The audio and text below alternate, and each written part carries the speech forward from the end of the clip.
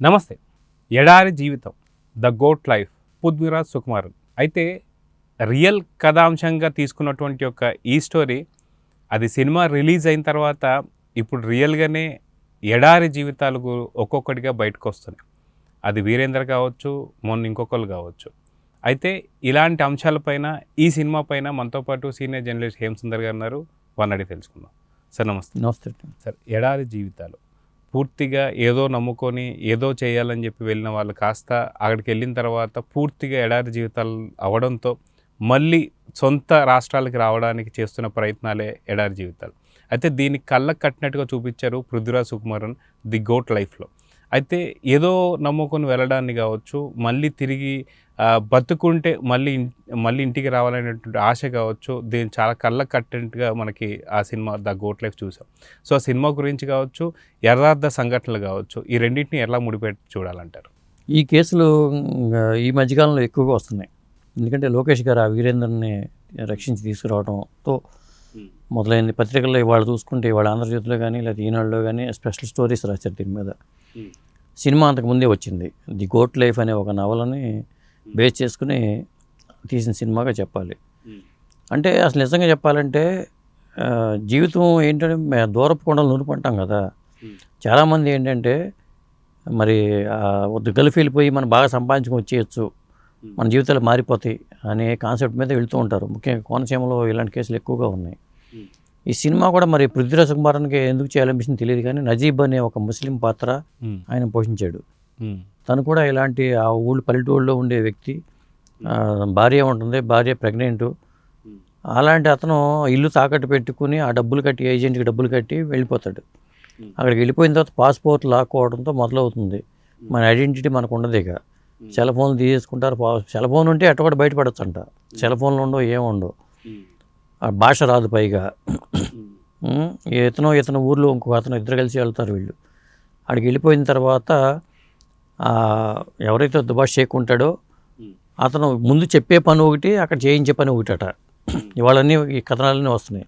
Same కళ్ళకు కట్టినట్టుగా అదే మనకి ఇప్పుడు యథార్థ సంఘటనలు ఏవైతే ఉన్నాయో అదే సంఘటనల్ని సినిమాగా తీసాడు. ఏమాత్రం తేడా లేదు అనిపించింది నాకు. సినిమా చూసిన తర్వాత ఇక్కడ సంఘటన ముడిపెట్టుకుంటే ఇంత దారుణంగా ఉంటుందా గల్ఫ్ కంట్రీస్లో పరిస్థితి అని అయితే అనిపించింది. ఎందుకంటే అతను తీసుకెళ్ళిపోయి ఎక్కడో ఎడారి లోపల తీసుకెళ్ళిపోయి అతనికి పృథ్వీరాజ్ సుకుమారన్ కూడా చక్కగా నిండుగా ఉండే మనిషి అక్కడికి వెళ్ళిపోయిన తర్వాత బక్కగా అయిపోయి చిక్కిపోయి ఆ బాడీ మెయింటైన్ చేయడంలో కానీ, ఆ ఒంటెలను తోలుకెళ్ళి మేపటం కానీ, లేకపోతే గొర్రెలను కాయటం కానీ, ఈ పనులు చేసేది అతను. అక్కడ పడుకోవడానికి చూడుకోవటం ఉండదు. ఎక్కడ పడితే అక్కడ పడుకోవటం, ఏది పడితే తాగటం, ఏది పడితే తినటం, వాళ్ళని ఒక బానిసలాగా వాళ్ళు ట్రీట్ చేయటం, ఇవన్నీ చూస్తే మనకి అసలు అయ్యో పాపం అనిపించేలాగా సినిమా అయితే అలాగే ఉంది. నిజ జీవితానికి బాగా దగ్గరగానే తీసుకొచ్చిన సినిమాగా చెప్పొచ్చు మనం. ఇది ఇప్పుడు ఓటీటీలో ఈ సినిమా ఉంది, ఆడి జీవితం ది గోట్ లైఫ్ అనే పేరుతో. మనకి ఎట్లయితే వీరేంద్ర లాంటి జీవితాలు ఎట్లా ఉంటుంది పరిస్థితి, అక్కడ ఎలాంటి సమస్యలు ఫేస్ చేశారనడానికి మనకి ఆ గోట్ లైఫ్ చూస్తే మాత్రం అర్థమైపోతుంది. అయితే సాధారణంగా గల్ఫ్ కంట్రీస్లలో చాలా హుందాగా జీవితం, లైఫ్ స్టైల్ అనుభవించవచ్చు, దాంతోపాటు బాగా సంపాదించవచ్చు అనుకునే వాళ్ళందరికీ కూడా ఇది ఒక గుణపాఠంలాగా క్రియేట్ అవుతూ వస్తుంది. ఎందుకంటే ఇక్కడ చెప్పి తీసుకెళ్తున్నటువంటి ఒక పనులు వేరు, అక్కడ చేపిస్తున్నటువంటి పనులు వేరు. కనీసం వాళ్ళు కంప్లైంట్ చేస్తానికి కానీ లేదా హెల్ప్ లైన్ సెంటర్స్ కూడా ఏవి ఉండవు కాబట్టి ఇలాంటి బాధలు పడుతూ వస్తున్నారనే సంగతి మనకు తెలుసు. అదిగాక వీరేందర్కి సంబంధించి మనం కొన్ని ఇంటర్వ్యూస్ చూసినా సరే తను అక్కడ ఎంతెంత కష్టాలు పడ్డాడు ఏం సంగతి అనేది మనకు అర్థం అవుతూ వస్తుంది. అయితే నిజంగా పృథ్వీరాజ్ సుకుమారన్ పూర్తిగా కళ్ళకి కట్టినట్టుగా ఈ సినిమాలో యాక్ట్ చేశాడు. అదిగాక తను ఫుడ్ కూడా తీసుకోకుండా కొద్ది రోజుల పాటు ఏదైతే ఉపవాసాలు ఉంటూ తన యొక్క బాడీని ఎలాగా మెయింటైన్ చేయాలని చెప్పేసి చేయడానికి కూడా పూర్తిగా జీవించేశాడు అని చెప్పేసి అయితే అనుకోవచ్చా? సాధారణంగా స్టార్ ఇమేజ్ ఉన్న యాక్టర్స్ ఇలాంటి పాత్రలకు ఒప్పుకోరు. ఎందుకంటే కమర్షియల్ ఎలిమెంట్స్ లేని సినిమాగా చెప్పాలి దాన్ని. కానీ పృథ్వీరాజ్ సుకుమారన్ ఒప్పుకోవటం, తనకు ఇన్స్పైర్ అయ్యి చేసిన సినిమాగానే మనం భావించాల్సి వస్తుంది. అది బాగా మెయింటైన్ చేశాడు. బాడీ స్టార్టింగ్లో అతను ట్రైన్ ఎక్కడం కానీ, ఫ్యామిలీ మెంబర్ పంపించడం కానీ, ఆ సన్నివేళ ఊళ్ళో ఉన్న పృథ్వీరాజ్ సుకుమారన్కిను అక్కడికి వెళ్ళిపోయిన తర్వాత గడ్డాలు పెరిగిపోయి ఆఖరికి గడ్డం కట్ చేసుకుందాం అనుకుని అద్దం మొక్క పగిలిపోతే అద్దం మొక్కతో గడ్డం కోసుకోవడం కానీ, కొన్ని సన్నివేశాలు ఉన్నాయి దాంట్లో. అలాగే ఎడారులు, ఇసుక తుఫాన్లు కానీ, అక్కడి నుంచి బయటపడటం కోసం నీళ్ళ కోసం తప్పించిపోవటం కానీ, వీళ్ళు తప్పించుకొని పారిపోయి రావటం, అక్కడ అసోసియేషన్ వాళ్ళు హెల్ప్ చేస్తారు అతను బయట రావడానికి. ఇట్లా ఈ సంఘటనలన్నీ కళ్ళకు కట్టినట్టుగా చిత్రీకరించారు. సినిమా పరంగా చూసుకుంటే ఆ లొకేషన్స్లో కానీ అది చాలా న్యాచురల్గా ఉంది. నేను ఈ మధ్యన ట్రావెలర్ ఉమ్మ అది వీడియో చూసా. గల్ఫ్ కంట్రీస్లో జీవితం ఎలా ఉంటుందన్న దాని మీద వాళ్ళు ఒంటెలు పెంచుకోవడం కానీ, ఆ ఒంటె పాలతో చాక్లెట్లు తయారు చేసి షాపుల్లో అమ్ముతూ ఉంటారు. అదొక బిజినెస్ వాళ్ళకి. ఒంటెలను కానీ లేకపోతే గొర్రెపోతులు మేపుకోవడం కానీ ఇవన్నీ ఒక బిజినెస్. మనకి ఇక్కడ చెప్పేది ఏంటంటే హెల్పర్గా తీసుకెళ్తూ ఉంటారు. పృథ్వీరాజ్ కుమార్ కూడా ఆ హెల్పర్గానే దాంట్లో మంచి రూము, ఏసీ రూమ్ అవి చెప్తూ ఉంటారు. అక్కడికి వెళ్ళిపోయిన తర్వాత ఎయిర్పోర్ట్లో దిగిన తర్వాత వీళ్ళ కోసం వచ్చి మరి వేరే వాళ్ళ ప్లేస్లో ఇతను వెళ్ళటం కానీ అది జరిగింది. మొత్తానికి వీళ్ళు అనుకున్నది కాకుండా వెళ్ళిపోయి చివరికి గొర్రెలు మేపుకునే కాపరిగానే జీవించాల్సిన పరిస్థితి అయితే వచ్చింది. అది నిజంగా చెప్పాలంటే కళ్ళ కట్టినట్టుగా చిత్రీకరించారని చెప్పాలి సినిమాలో. అయితే సాధారణంగా ఏదైతే ద ఆర్డ్ లైఫ్ ఏదైతే ఉందో ఈ సినిమాకి సంబంధించి మాత్రం ఇది ఎప్పుడో షూటింగ్ స్టార్ట్ అయింది. ఈ సినిమా గురించి ఎప్పటి నుంచో నజీర్ అనేటువంటి ఒక వ్యక్తి నిజ కథ ఆధారంగా తీసినటువంటిది.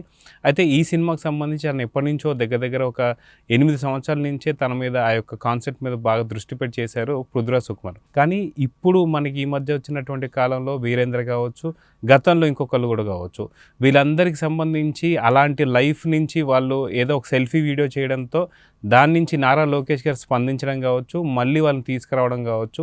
సో ఇలాంటి వాళ్ళకి ఒక ఏమంటారు మళ్ళీ ఒక స్వర్గానికి తలుపులు తెరిచినట్టే అనుకోవచ్చా? అంతే కదా. మనం ఉన్న ఊరు మనం ఏంటి అనుకుంటాం, ఉన్న ఊళ్ళో ఉన్న అవకాశాలు వదులుకుని మనం దూరం వెళ్తూ ఉంటాం. అక్కడికి వెళ్ళిపోయి అతను ఏమంటాడు, నీ అప్పు చేసి వెళ్ళు, నువ్వు 2 నెలలు నీ అప్పు తీరిపోద్ది, నువ్వు తర్వాత హ్యాపీగా ఉంటావు కదా అని చెప్తాడు ఫ్రెండ్. ఆ ఫ్రెండ్ వాళ్ళ బంధువే మోసం చేస్తాడు, ఏజెంట్లుగా ఉండక ఆ ఏజెంట్గా మోసం చేస్తాడు అతను. అలాగే పృథ్వీరాజ్ కుమార్ అని వెళ్తాడు. మరి అట్లాంటి వెళ్ళిన వ్యక్తి ఇక భార్యను చూసుకోకుండా పిల్లోడిని ప్రసవించినా కానీ పిల్లోడిని చూసుకునే పరిస్థితి లేకుండా అతను అదృష్టవశాత్తు బయటపడ్డారని చెప్పాలి. ఆ లైఫ్నే నిజంగా చెప్పాలంటే అతను పడ్డ కష్టాలన్నీ కూడా చాలా కళ్ళకు కట్టినట్టుగా చిత్రీకరించారండి. అంటే ఆ దృశ్యాలు మనం చూస్తే ఆ రొట్టెలు తినడం కానీ, ఆ రొట్టెలు కాల్చడం కానీ, ఆ పాలు పితకడం కానీ, రోజు ఆ పని చేయటం, ఈ పాత్రలో కూడా జీవించాడని చెప్పాలి పృథ్వీరాజ్ కుమార్ అని కూడా. ఎందుకంటే మరి అక్కడ ఆ ఇసుక తుఫానుల్లో కొండల్లో పారిపోదాం అనుకున్నా కానీ చావకొడతారు, కాళ్ళు ఇరక్కొడతాడు అతను. ఆ దుబాయ్ షేక్ ఎవరైతే ఉన్నాడో అతను పృథ్వీరాజ్ కుమార్ కాళ్ళు ఇరక్కొడతాడు. చాలా దారుణంగా ట్రీట్ చేస్తూ ఉంటారు పరిస్థితి. అంత దారుణంగా ఉంటుందా అని మనకు అనిపిస్తూ ఉంటుంది చూస్తే, సినిమా చూస్తే. కథాపరంగా చూసుకుంటే చెప్పుకోవడానికి పెద్ద కథా వస్తువు కాదు, కానీ నిజ జీవిత చిత్రణ కాబట్టి 2 గంటల పాటు సినిమాని కూడా ఆ ఎడారిల్లో అక్కడి నుంచి బయటపడే సన్నివేశాలు కానీ దారి తెలియదు కదా.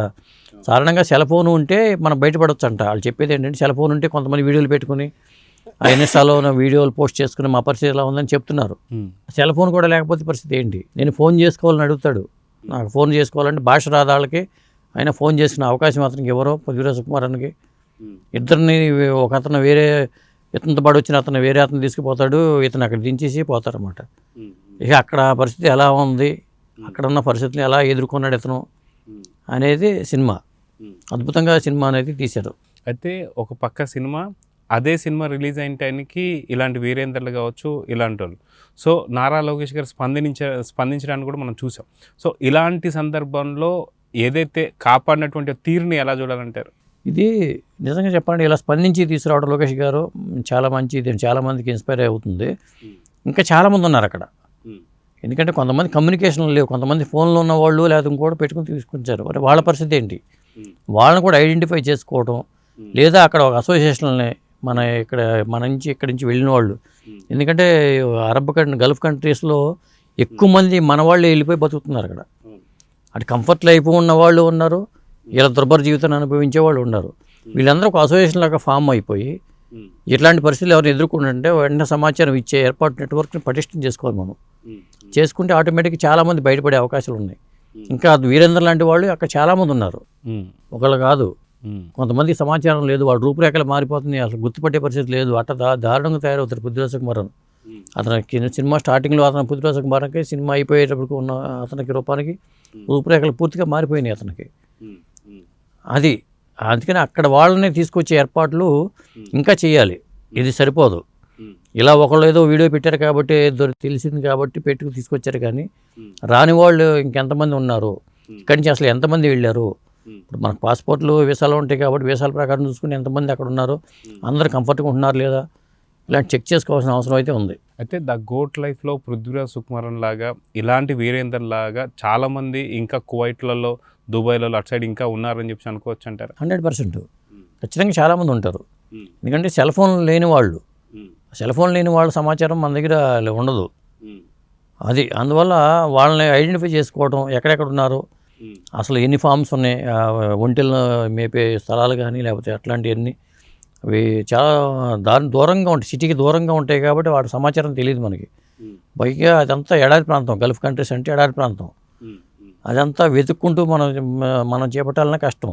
అక్కడ లోకల్గా ఉండే అసోసియేషన్ వాళ్ళు యాక్టివ్ అయిపోయి కొంత స్వచ్ఛందంగా వీళ్ళని ఐడెంటిఫై చేసుకునే పరిస్థితి చేయాలి.